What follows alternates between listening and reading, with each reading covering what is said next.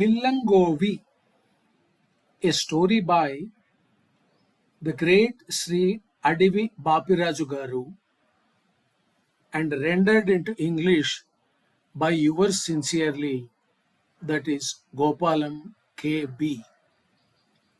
Name of the story in English is The Flute. The sounds of the boy's flute filled the bunds of the fields, crops, canals, and the hills at a distance. He had no knowledge of the ragas or the musical scales, nor had he learnt about the swaras or the musical notes. His mentors were the koel, the carpenter bee, the mountain brook, the mooing of the cows, the gentle breeze floating over the fields, the thunder, the beetle, and the lavangi birds. A naturally gifted flautist, he had a great sense of music, though ignorant of musicology, its theories, principles, and terminology. Comparing notes and notes, he would tune the shruti or the pitch. His breath kept the laya or the rhythm and tempo. Only three talas or beats emerged from his rhythm and tempo. They were Adi, Eka, and Rupaka. The melodic patterns or murchanas he conjured up were simply out of the world combinations. He was a cattle grazer and 9 years old. After eating yesterday's remnant rice and gruel with salted fish as side dish, he put some of the rice gruel in a small pot and a pickled piece of raw mango with it, and covering it with a plate. Wrapping the lunch pot in a piece of cloth, he reached the river bund riding a buffalo. The shade of the neem tree was his throne. His cattle were his subjects, and his weapon, his flute. A tattered loincloth and an equally torn headscarf were his silken attires. Whenever it rained, he made a couple of buffaloes stand close together and sat down under them. When the river swelled, he crossed it on the buffaloes. Cows and buffaloes were his armed guards, equipped so he could stand up even to a tiger.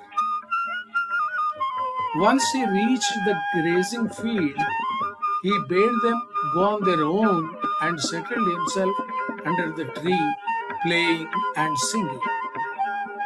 He pulled out the flute and played on it to mesmerize the world. The lyrics of the songs were his heart himself. Sometimes his song jumped and pranced. It followed and spread gentle fragrance all around and bubbled up like the waters of the little spring.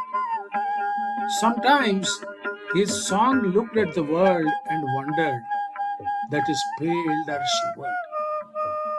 Another time his song searched for something. It gazed at the sky keenly, pierced the depths of the earth, and counted the water drops in the river. At times it went into tears.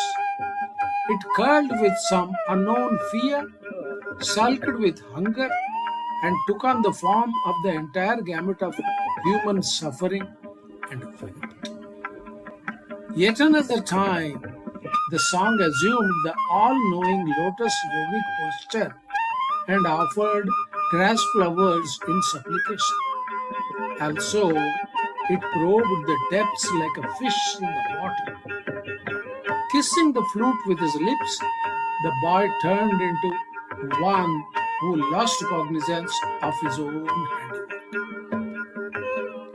One day, from an adjacent farmland, a girl worker came looking for him following the song. She was 8. She sat still before him, listening to the song. She did not divide his kingdom or usurp it.